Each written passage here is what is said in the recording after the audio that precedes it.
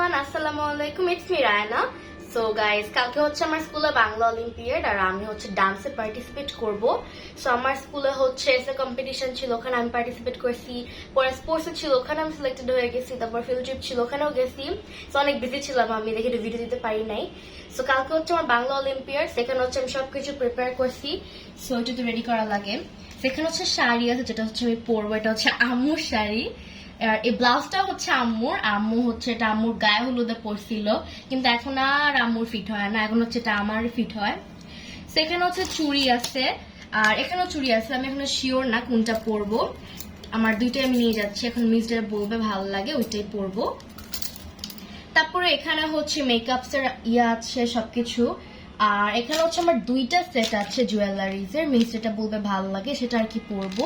আর এখানে ফ্লাওয়ার আছে, যেটা হচ্ছে আমি মাথায় দিব। আর এখানে হচ্ছে ঘুঙুর আছে, এটা হচ্ছে আমার অনেক অনেক অনেক ফেভারিট। আমার আসলে সাউন্ডটা অনেক শুনতে ভালো লাগে।